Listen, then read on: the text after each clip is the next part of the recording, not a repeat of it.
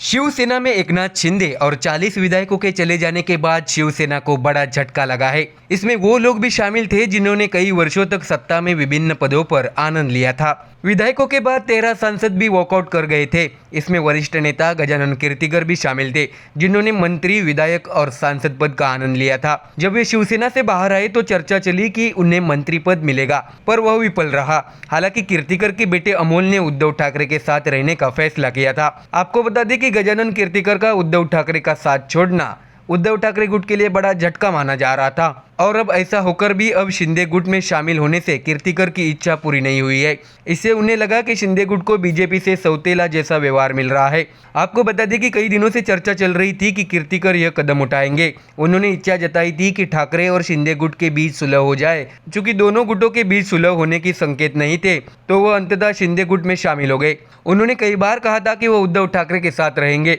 दिलचस्प बात यह है कि 100 दिन जेल में बिताने वाले सांसद और प्रवक्ता संजय राउत के जमानत पर बाहर आने के दूसरे दिन ही गजानन कीर्तिकर ने ठाकरे का साथ छोड़ दिया था। इससे पहले शिवसेना ने उन्हें 4 बार विधायक, 2 बार सांसद और 1 बार गृह राज्य मंत्री पद दिया था। आपको बता दें कि गजानन कीर्तिकर नवंबर 2022 में शिंदे गुट में शामिल हुए थे।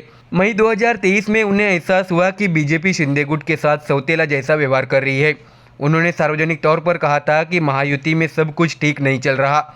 हालांकि शिवसेना शिंदे गुट भाजपा के नेतृत्व वाले एनडीए का हिस्सा है, इसलिए उन्होंने ये भी कहा था कि शिंदे गुट के सांसदों का काम भी एनडीए के गाइडलाइन के मुताबिक होना चाहिए। उन्होंने कहा था कि हम एनडीए के घटक दल है, हमारा कार्य उसी के अनुरूप होना चाहिए। हालांकि हमें उचित स्थान भी मिलना चाहिए। उन्होंने ये भी कहा था कि भाजपा सांसदों के विपरीत हमें महत्व नहीं दिया जाता है। आपको बता दें कि पिछले दिनों मुख्यमंत्री शिंदे ने अपने आवास पर अपने गुट के 13 सांसदों की बैठक की। कीर्तिकर ने उस वक्त ये अफसोस जताया था। हालांकि इससे एक दिन पहले कीर्तिकर का एक बयान भी चर्चा में आया था। उन्होंने कहा था कि बीजेपी और शिवसेना 2019 की तरह लोकसभा चुनाव के लिए सीटें साझा करेगी। उस पर वन मंत्री सुधीर मुनगंटीवार ने कीर्तिकर के बयान को खारिज करते हुए कहा था कि अभी कोई निर्णय नहीं लिया गया है।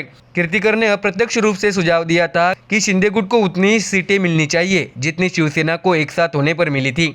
हालांकि बीजेपी ने इसे तुरंत खारिज कर दिया था। कीर्तिकर को उम्मीद थी कि शिंदे गुट में शामिल होने के बाद उन्हें केंद्र में मंत्री पद मिलेगा। हालांकि उन्हें मंत्री पद तो नहीं मिला और न ही कोई पद मिला, इसलिए उन्हें 6 महीने के अंदर ही शिंदे गुट को एनडीए में सौतेला व्यवहार मिल रहा है ऐसा एहसास होने लगा। हालांकि कीर्तिकर की तरह कुछ अन्य लोगों को भी निराशा हाथ लगी है। यही हाल विधायकों का भी है। कई विधायक अभी तक मंत्री पद का इंतजार कर रहे हैं। अब अजितदादा पवार के सरकार में शामिल होने से कई लोगों को मंत्री पद के लिए हमेशा के लिए इंतजार ही करना पड़ेगा।